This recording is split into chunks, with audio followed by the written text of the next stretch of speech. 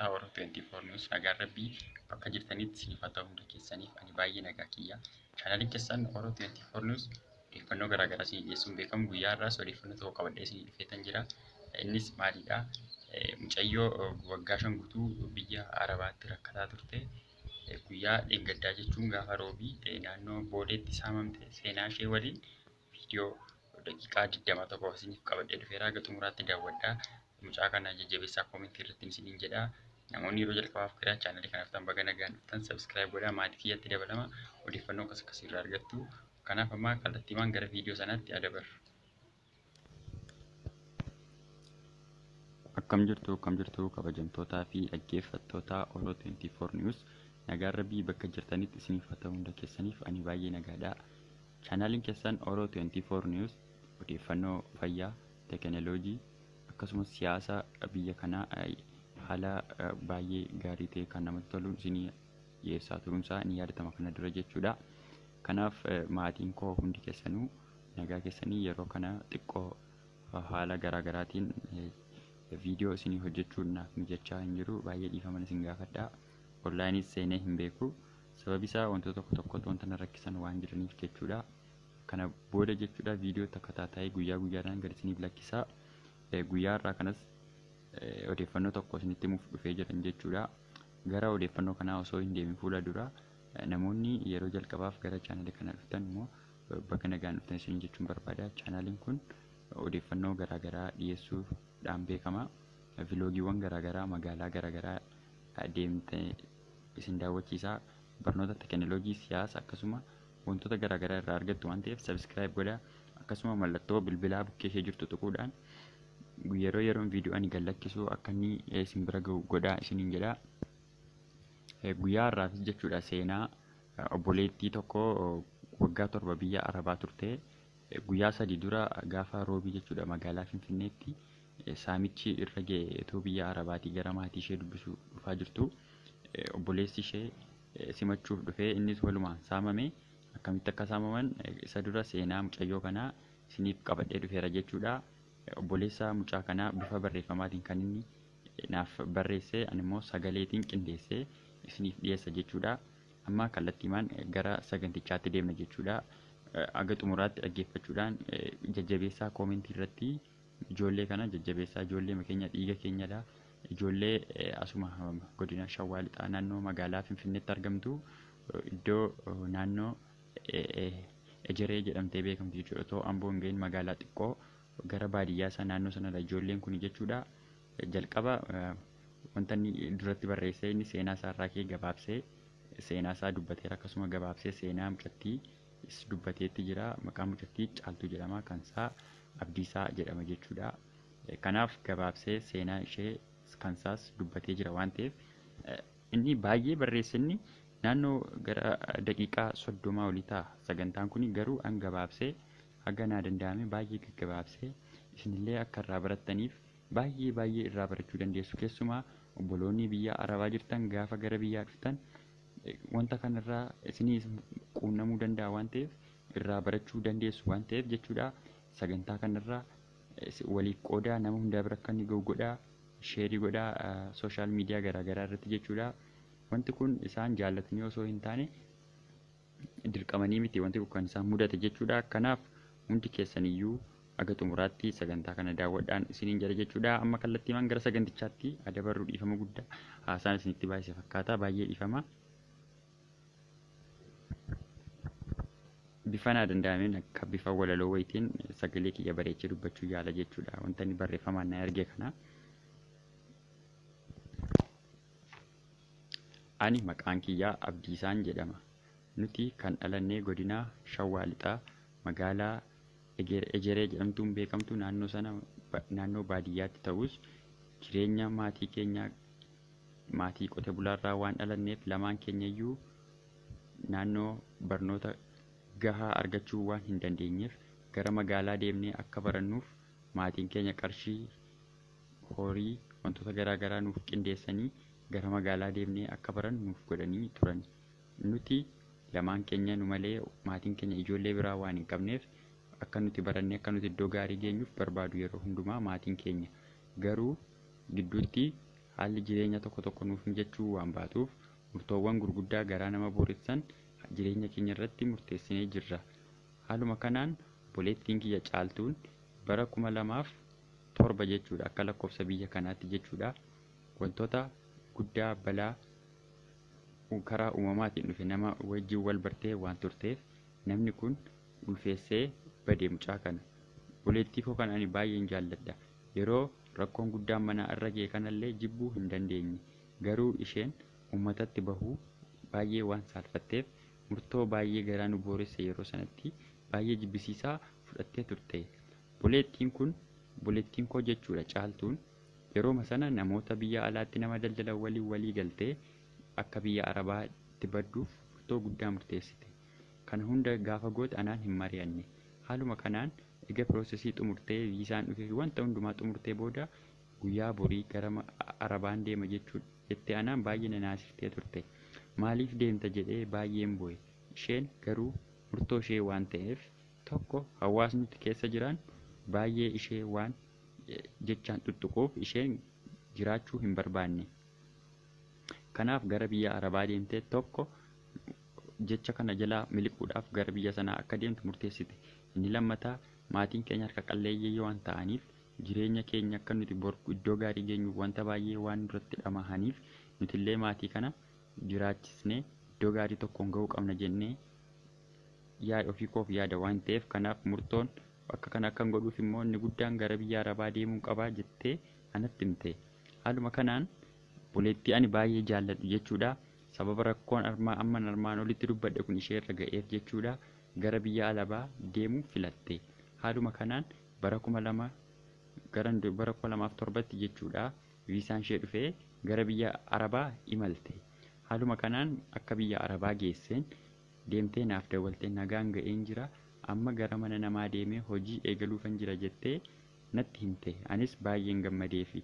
Ani yeroo kana barnoota kutaa 10 xumureen jira waan ta'eef barnoota teknikaa argadheen magaalaa Amboo deemee akkan baradhuuf maatii kiyyatti himeen. Isheen akka achi deemte maatiin gaafa dhaga'an baay'ee gaddanii turanii. Ta'us garuu maatiin akka waan hojii achi argattutti waan itti himeef badaa itti hin dhiphanne. Inni dhufti nagaadhaan qarshiis nuuf ergiti waan jedhaniif baay'ee itti hinaarre. Ani barnoota koo xumuree leevelii hundaa xumuree hojii argadheen jira. Rabbiin haa galatu. Seenaa koo amma kana yoon dubbadheen gaa sababiin isaa kaayyoon irra dhufeef seenaa obboleettii kiyya guyyaa 3 dura naannoo Boolleetti isheerra ga'ee dubbachuu waan dhufeef jechuudha. Gara isheettan sin dabarsa jechuudha guutummaa guututti. Haaluma kanaan jechuudha isheen deemtee hojii jalqabdee gaafa ji'a 3 kana birrii erguu jalqabdee maatiidhaaf jechuudha. Maatii keenyaaf karaa kiyyaan ergiti gaafa isheen ergitu ani fuudhee ofii kiyyaaf amma isheen naaf ergiterraa fayyadamee maatii kiyyaaf erga jechuudha. Maatiin kiyyaas gammaduu jalqaban. Itti toleera jireenyi kun isheen akka waan jireenya gaarii jiraattutti waan himtuuf jireenya achi jiru isaan waan hin beekneef akka waan jireenya gaarii jiraattutti waan ishee beekaniif baay'ee gammadu turan. Haaluma kanaan waggaa 5 guutuu biyya Arabaa turte jechuudha. Waggaa 5 jechuun 2007 eega biyya Arabaa turte deemteeti kaatee waggaa 5 jechuun 2000 bara kana jechuudha. Yeroo darbee akka gara biyyaa dhuftu ji'a 2 dursitee natti himtee turte. Haaluma kanaan isheenis waggaa hedduu waan biyya Arabaa turteef qabeenya garaa garaas horatteetti birrii hammatee walitti qabatteetti waan ta'eef wantoota tokko tokko akka isheen naa bittee dhuftuuf itti hime ani. Haaluma kanaan kompiitara akka isheen naa bittu tokko itti himeen ture. Inni lammataa moobaayilii harkaa akka isheen naa bittu itti himeen ture. Abbaan kiyyaaf haati kiyya nuti obbolaa biraa waan hin qabneef namni firaas yoo wanna kana gootuufis waan hin qabneef abbaa kiyyaaf haadha kiyyaafis bilbila biteen dhufa jettee suuraa illee kaastee waan hundaa goggootee uffata garaa garaa bibbiteen dhufa. Kanaaf ati immoo naannoo Boolleetti dhuftee na fuutaa wajjiniin galla jettee anatti himtee baay'ee gammadee jechuudha. Simachuudhaaf ani jechuudha. Ganamaan gara sana imale jechuudha. Ganamaan gara sana imalee gara ganamaa miti jechuudha. Naannoo sana yeroo nuti achi geenye akkam maal akka ta'e rakkoo maal akka hin beeku yeroo nuti naannoo buufata xiyyaaraa ani gee naannoo sa'aatii 6 gee jechuudha. Naannoo buufata xiyyaaraa achumaa misaa nyaadhee namattis hin himne ani akka isheen dhuftu maatiin beeku biyyaa qophaa'anii eegaa jiru jechuudha. Maatiin bilbilas indawwalu bilbila wal argaa tura waan ta'eef waggaa 5 turtee dhufti isheen. Waggaa 5 kana keessatti gaasheen baay'ee dhiphatte jireenya biyya Arabaa isin hin beektu maal akka ishee mudatus maal akka gaarii gadhees dabarsite isheetu beeka jechuudha biyya Arabaa kanatti. Haaluma kanaan isheen dhufuudhaaf gaafa guyyaan 3 afur wanta wayinatti himtee turte isheen qarshii wayii gara as biyya kanaatti ergitee turte jechuudha. Qarshii muraasa wayii birri qofa namatti himin qarshii kana qofaatti wanta ittiin goonu jira jettee maanaan mari'attee turte jechuudha. Haaluma kanaan gaafa guyyaan ishee ga'an deeme jechuudha. Simadhaanaaf gaafa deemu jechuudha.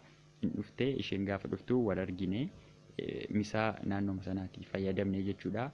Akka carraa ta'ee konkolaataa ofii waan hin qabneef nuti konkolaataa fudhannee naannoo gara Booleen xiqqoo waan gara achi siquuf jechuudha. Gara nuti gara Buraayyuu kana baanee waan deemnuuf konkolaataan nu barbaachisa jechuudha. Isheen shaanxaa 3 wanta harkatti qabatamu bilbila 3 bilbila gurguddaa 3 jechuudha. Akkasuma laaptooppii tokko fi uffata shaanxaa 3 guguutuu kan isheen qabattee dhufte jechuudha. Haaluma kanaan isheen gaafa kana qabattee dhuftu anis simadhee wal agarree baay'ee gammadee bilbila kiyyas naaf laattee natti himtee jechuudha. Manumatti fudha waan ta'e minaan hin jennee beeksisabiitti simnee beeksisabiin qophaa'anii baay'ee gammadanii nu eegaa turan jechuudha. Haaluma kanaan gidduu kanatti jechuudha konkolaataa barbaaduuf gaafa naannoo Boolee jirru konkolaataa baay'een hin jira.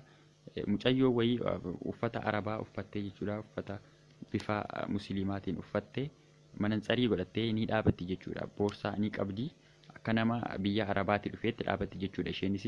Haaluma kanaan itti sinnee eessa deemta jedhee inni gaafate gaafa inni gaafatu ani gara Buraayyuu kanan deema. Dursitee isheen nu hubatteetti nu dhaggeeffatteetti kan nu gara Buraayyuu deemnu ni beetti waan ta'eef jechuudha.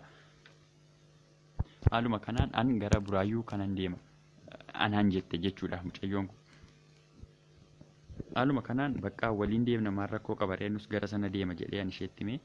Isheen baay'ee gammaddee jechuudha. Akka waliin deemnu murteessite jechuudha. Gidduutti konkolaataan tokko hin dhufte jechuudha. Konkolaataan dhuftu kunis konkolaataa akkamiiti? Konkolaataa Ayruufii jedhamtee beekamtu. Konkolaataan kun nuti nuuf hin galle malee mucaan achi dhaabattu sun biyya Arabaatii hin dhufne hattuu turte jechuudha. Mucayyoon achi dhaabachaa turte sun. Haaluma kanaan jechuudha hin seenne wajjinumaan seenna je. Nama guuttadhu qaminaam hin jennee gaafa nu gaafannu lakkisaa isinumaan hangaa waan ta'eef qarshiin biyya Arabaatii dhufe kun baay'ee waan ta'eef kan keessan duwwaan nagaa jedhee nutti qoosaa ture konkolaachisaan kun. Nuti hin beekne malee konkolaachisaan kuniif intalli achi dhaabachaa turte wal beeku turan. Isaantu mijeessee nu hatuudhaaf haala qindeeffatanii akkasuma carraatu nurra buuse malee nama biraa hatuudhaaf qophaa'anii dhufan jechuudha isaan. Haaluma kanaan jechuudha konkolaataan dhufe kun nu fuudhee hin deema jechuudha. Gidduutti an sila gidduu koo shakkiin wanta akkasii natti uumamee hin beeku. Afaan Oromoo haasa'u. Hundi isaanii makiinaa kana keessa nama 3 jira. Hundi namni achi keessa jiru afaan Oromoo dubbatu. Nuun dabalatee jechuudha. Seenaa keenya hundatti gadi guurree akkas turree akkanaa waggaan manaa turree jedhee wanta hundaa itti hime. Boorsaa keenya hunda nuu fe'aniiru yeroo sana. Wanta nu argine karaatti illee shakkee boorsaan fe'ameera miti jedhee galagalee gaafallaa hundi fe'amee jira. Isin gabbinaa seenaa nuun jedhan. Gabbinaa seenne jechuudha nuti anaaf obboleettiin kiyya gabbinaa seenne. Haaluma kanaan ega deemnee booda karaa masqal addabaabaayii iddoo jedhamu irraatiin baanee jechuudha. Karaa Meksiikoo kana keessa amma deemnu nan shakka gidduutti nan shakka galagaleen boorsaa lalaa boorsaan hin jira isaanis hin jiru hin taphatu jechuudha. Gidduutti maal akka ta'e hin beeku mucaan akka raddaatiitti yookiin akka gargaaraatti hojjetu ol ka'ee karaa duubaatiin jechuudha. Waan akka qodaa shittoo xiqqoo fakkaatu wayii takka jira. Shittoo sana akka biifee deebi'e jechuudha. Inni karaa fuuldura keenyaatiin biifee deebi'e jechuudha. Haaluma kanaan sa'aatii sana kaasee keessi koo nagaa hin arganne anaan jechuudha. Shakkuuttan ka'ee haaluma kanaan gaafan shakkuu irribni na fudhatee bade anaan. Isheen obboleettiin kiyyaas rafteetti garuu an maal akka ta'e ammayyuu naan galle jechuudha gammaad. Achiin jechuudha anis nan rafee isheenis raftee bakka of wallaallee rafne jechuudha. Kana gidduutti isaan mi'a keenya hunda guurratanii wanta achi keessa jiru hunda guurratanii makiinaa biraattuu dhaabanii dabarsanii jechuudha. Achiin naannoo holataa dabarree iddoon bosonni tokko ni jira. Holataa dabarree ituu gara ginciin hin galin jechuudha. Injira bosonni wayii takka injiraayyuu iddoo sanatti dhaabatanii jechuudha. Nu buusan jechuudha. Unuma buunee nagaatti dhaabnee amma kana hundaa nan beekaanii boorsaa keenyas hin jennee qabeenyaa keenyas hin jennee isaanis birrii nun gaafannee nuti amma yoona kana hin buune jechuudha. Ofii keenyaan keessaatii buune nagaatti dhaabne nagaadhaan deebi'anii sokkan yeroo kana hundayyuu annan beeka. Obboleettiin kiyyas nagaa isheetii anis nagaa wanti ta'e tokko hin jiru. Haaluma kanaan xiqqoo karaarraa sinnee teenye waan tokko yaadachaa hin jiru garuu sammuutti isheenis maal ishee keessa isheetti waan jiru hin beekuanii waan tokko waan ta'e homaayyuu hin beekuanii boorsaa sila qabna turre amma maal akka ta'e hin beeku akka nama hirriba keessaatti jechuudha. Wanti kuni teenye takka haasofnee naannoo daqiiqaa 30 booda jechuudha. Wanta hundaanurraa fudhatanii deemaniiru egaa bilbilli hin jiru. Waan irraa yeroo ilaalullee hin qabnu sa'aatii xiqqoo tokkoon harkarraa qabanii isheerraan sa'aatii ilaala jechuudha. Haaluma kanaan naannoo daqiiqaa 30 dura of barree maqaa ishee gaafa waamu isheen ammallee of hin bariin jirti jechuudha. An of baree wantoota tokko gaafan ilaalu naa ta'uu didee naannoo koo bosonadha. Akkamitti akka achi dhufnellee iddoo sana nan beeka. Birgit iddoo jirru sana nan beeka. Garuu maal akka uumame baruu hin dandeenye jechuudhaani. Achiin booda nannee dura waan yaadadhu jechuudha. Osoo wanni sun hin uumamin fuuldura boorsaa gaggalagalee ilaalaa ture jiraachuusaa waan hundaa nan bara. Achii booda amanuu hin dandeenye. Isheenis of bartee maayini iddoo kana maal ajii dhufne jettee gaafa isheen na gaafattu homaa itti deebisuu hin dandeenyeani. Isheen achumaan boo'uu jalqabde jechuudha. Akka saamamte bartee isheen boo'uu jalqabde. An ishee jajjabeessuutan ka'ee gidduutti immoo qabeenya nu saamanii badan kana gaafa yaadu anaanis boo'ichi na qaba. Baay'een boo'e jechuudha. Achiin isheen of wallaaltee gara manni hin jiru bosonadha naannoon sun waan ta'eef gara karaatti baane birrii takka kiisiitti waan nuna hin hambifneef namatti himnee namootatti himannee jechuudha.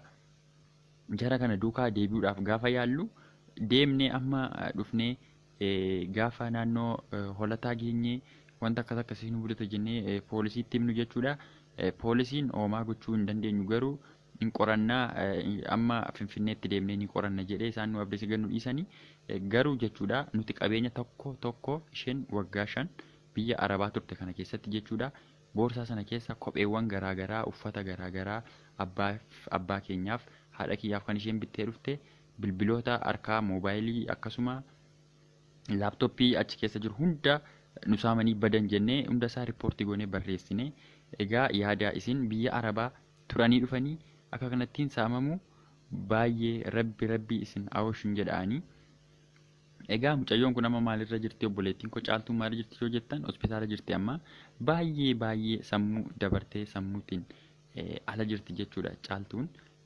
Bilbila akka namni dawwalee hin haasofsiifnellee hin barbaadu jechuudha. Isheen an kana dubbadheef jechuudha. Ofii kiyyaaf an saamamneerraa obboleettiin kiyyaa saamamteetti namni biraa akka irraa baratu barbaadeen ani jedha. Kanan isiniif wanta kana isiniif dubbachuu barbaade jechuudha.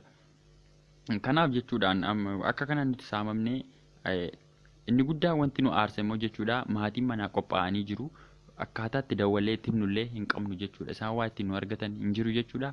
Haaluma kanaan kadhannee mana namaa takka hin bulle jechuudha itti mannee rabbi isaan gargaaru naannoo kellaa nama jiranii warri kun kellaa naannoo Wallaggaa Baariddoo jedhamurra jechuudha.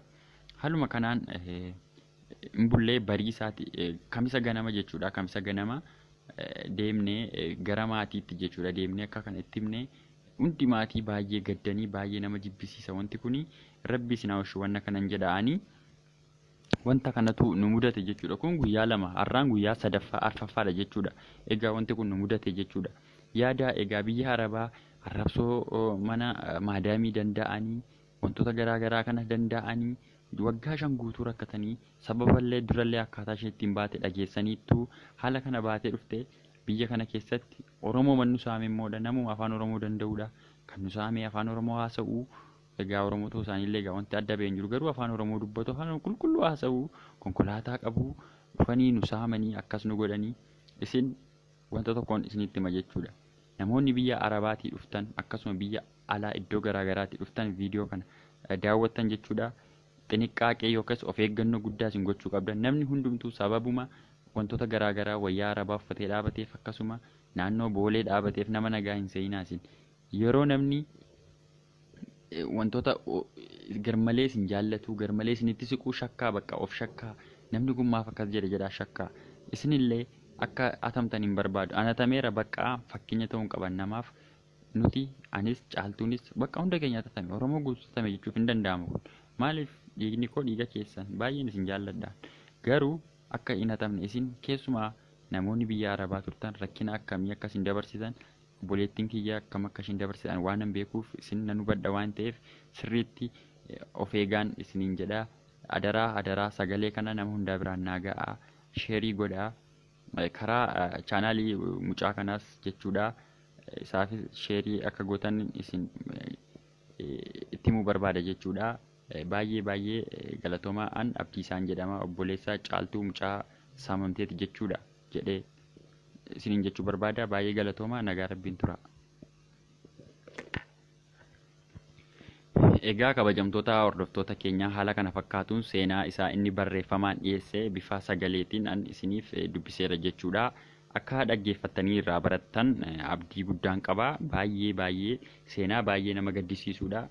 Xumura irratti wanta itti isiniif dabalu yoo jiraate isinis jechuudha kanarraatii baradhaa of eegaa namarraatii rakkattanii biyya Arabaa turtanii gaafa gara biyyaa seentan nama callistanii namatti garaa keessan hin kennina.